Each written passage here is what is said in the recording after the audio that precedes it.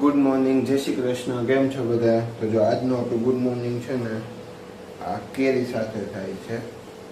એકદમ મસ્ત એવી ટેસ્ટી કેરી, એકદમ મીઠી, મોઢામાં પાણી આવી જાય એવી. અને હમણાં આપણે મમ્મીને બોલાવીએ કેરી ગ્રહણ કરવા માટે. અને ગુડ મોર્નિંગ, જય શ્રી કૃષ્ણ કંઈક કહીએ. જો એ નવરા હશે તો, નકર તો પછી નવરા થશે ને પછી તમને આવશે. પછી કંઈક ધાબે જઈએ, ઝાડવા વાળવા બતાવો, કીધું ને બતાવ્યા નથી ને. તો મમ્મી અત્યારે ધાબે ગયા છે. વાતાવરણ એકદમ વરસાદ જેવું થયું છે, તો આપણે પાછળ જાય ઝાડવા નિહાળીએ અને મમ્મીને પણ ગુડ મોર્નિંગ કહીએ. વાતાવરણ એકદમ મસ્ત વાતાવરણ છે. આમાં થોડું તડકા વાળું લાગતું હશે પણ એવું નથી, એકદમ મસ્ત વાતાવરણ છે. તો અહીંયા ઝાડવા જોઈ રહ્યા છે. મમ્મી ગુડ મોર્નિંગ, જય શ્રી કૃષ્ણ. ગુડ મોર્નિંગ, જય શ્રી કૃષ્ણ. કેમ છો બધા? મજામાં? અને આ જો બધા ઝાડવા એકદમ એવા જામી રહ્યા. એ તો ઈળું ખાઈ જતી હોય એમ. જો ઈળું કે દેખાતી તો નથી. એ નો દેખાય, રાતની આવે ખાઈને વહી જાય.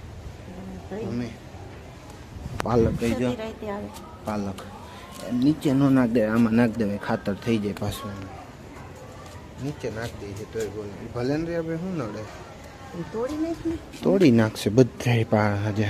અને આ જો મમ્મી પેશન ફ્રૂટ જોઈ લ્યો પેલા તમે. કોકાઈ નથી ગયું, એ તો થોડા ઘણા તો વળે જ. હે ટમેટામાંથી 3-4 ટમેટા હું ખાઈ ગયો. અહીંયા પાલક હે. હુકાઈ ગયો, લીચી હુકાઈ ગઈ. આ કરમદામાં નવા પાન આવે છે એકદમ મસ્ત. આને કોથળી જબલું પહેરાઈ દે ને, એટલે ફૂલ આવી જાય. તોય કાંઈ ન આવે, તોય કાંઈ ન આવે. આવશે જબલું પહેરાઈ, એવું કાંઈ ન કરવાનું હોય. અહીંયા જાસૂદ છે મસ્ત. મમ્મી આમથી જો વાદળું હાયલું આવે છે, વરસાદ આવશે એવું લાગે છે. આમથી વાદળું હાયલું આવે છે, જો વરસાદ આવે એવું લાગે. નહીં લાગે. કાલ વડોદરામાં તો મેં ફ્રેન્ડની સ્ટોરી જોઈ હતી હમણાં. હા, જ્યાં પડે ને સારું એમ. અહીંયા નથી પડતું. આ પીપળો કાઢી નાખું મમ્મી. જો બધા કમેન્ટ કરીને કહો પીપળો ધાબે રખાય કે નહીં, આમને મોઈગો છે.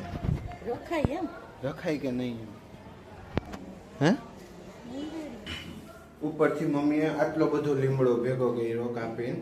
મમ્મી આની હું ભાજી બનાવીશ તમારે? ઓલે પાલકની ભાજી ને મેથીની ભાજી બનાવે એ રીતે. હે આની ચટણી બને, પણ આટલું બધું તમારે શું કરવું છે? કાંઈ એમ પછી સુકાઈ જાય. ન સુકાય. આટલું બધું મેં કીધું એ કાંઈ શું કરવું છે? આ તમે એક વાત નોટિસ કરી? નવો લીમડો જે તમે વાવ્યો ને એમાં આનો કલર કેટલો ફરક છે. કુણા પાન છે એમ, તો એ ખબર નહીં હવે.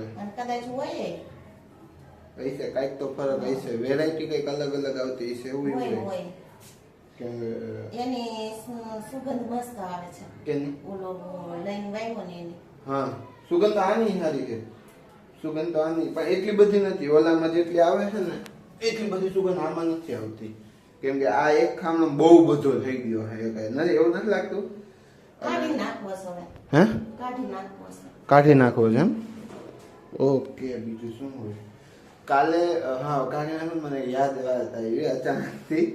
કાલે મમ્મી કંઈક વિડીયો જોતા હતા, એમાં એવું આવ્યું કે મોડી રાત સુધી રીલ જોવાથી એ હું તમારો મગજ ખરાબ થાય અને તમારું વજન વધે. હે મમ્મી એ સાચું હોય?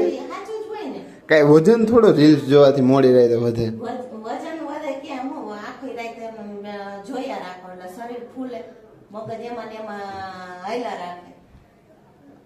નવો લોજિક લાવ્યા રાખે છે. એની પેલા કઈક એવો વિડીયો આવ્યો હતો, ક્યાંક ન્યૂઝ નતો કે આખું આમ માથે ઓઢીને હોય ને મગજ બહુ સારો હોય. ત્યાં તમે બહુ દાંત કાઢ્યા હા એવું કઈક હતું. ધડ બડાટી મમ્મીએ ધડ બડાટી કરવાનું ચાલુ કરી દીધું.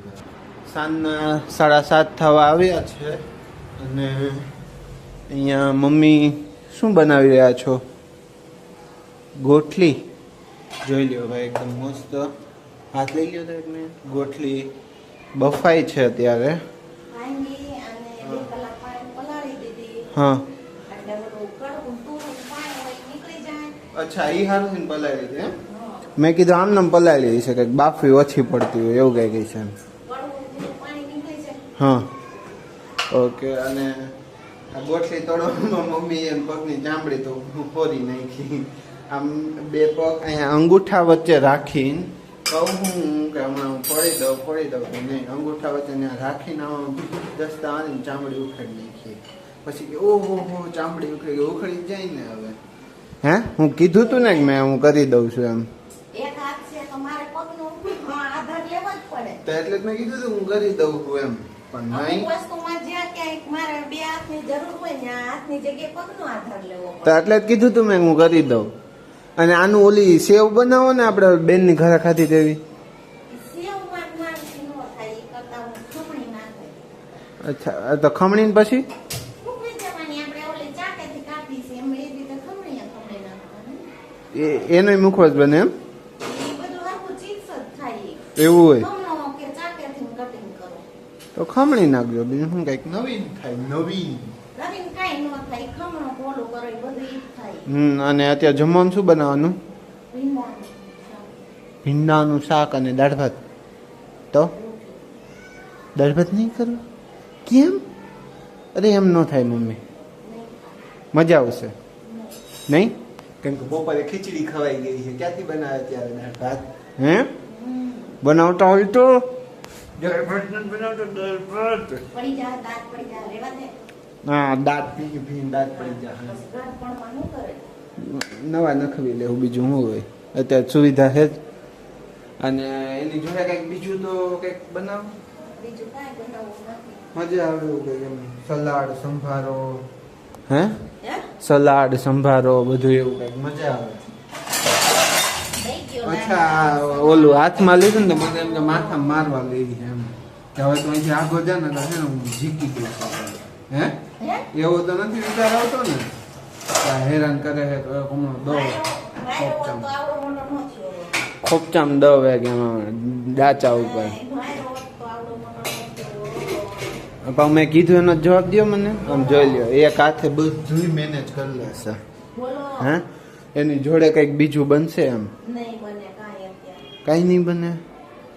આમ સલાડ સંભાર હોય તો મજા આવે ખાવાની, આમ સ્વાદ જ વધી જાય અલગ લેવલમાં. કાંઈ નહીં. અથાણા તો હોય પણ રોજ રોજ અથાણું ન મજા આવે ખાવાની. વાંધો સલાડ સંભારો કાંઈ છે નહીં. નથી એમ? લારી વહી ગઈ. લારી વહી ગઈ છે તો નહીં જ બને હવે. ભીંડો એક જ પડ્યો છે અને ભીંડો મમ્મીને નથી હતો તો એ ભીંડો લીધા રાખે છે. ક્યારેક તો લેવાનું તો રોજ તમને શું કરી દેવું? ખાવાનું હું ખાવાનું તોય તમને વાલ આવે છે કયા ખાવું પડે તોય. લે, કોઈ દી ના નથી પાડી મમ્મીને ખાવાની. ના, હું જે આપો એ ખાઈ લેવું. હું તો હુકું ઘાસ આપો ને તો હું ખાઈ લઉં, એટલો હોજો હું. લે, ગાય જેવું. તો ગરીબ ગાય જેવો હું. મને જે આપે હું ખાઈ લઉં. મેં કોઈ દી આમ તેમ નહીં કર્યું. તમને ખબર જ હોય, વિડીયો તમે બધા જોતા હશો એટલે. હે, બધાને ખબર જ છે. ખબર જ છે ને બધાને. તો પછી એવડા આવડા છે. આખા હાંબેલા હમાઈ જાય ને એવડા હાંભેલા કરા. હમાઈ જાય ગળામાં. હે, ગળામાં હાંભેલા હમાઈ જાય એમાં. હાંબેલો હું ઈ ખબર ન હોય ને તો ઓલો જૂનો મોટો બધો ખાંડણીયો આવે ને એને હાંબેલું કહેવાય ને મમ્મી? હે, ખાંડણીયા ના ઓલું ખાંડવાનું હોય અને હાંભેલું કહેવાય. ઓલું લાંબો હા, લાકડાનું હોય. લાકડાનો દસ્તો લ્યો ને મોટો. દસ્તો નો કહેવાય ને. તો શું કહેવાય? એને હાંભેલું જ કહેવાય ગુજરાતી ભાષામાં. આ તો જેને ખબર ન પડે એમ લાકડાનો દસ્તો છે. હાલે. હવે તું જા તો હું કાંઈક બીજું કામ કરું. ઓકે, તો બીજું શું હવે તમે કાંઈ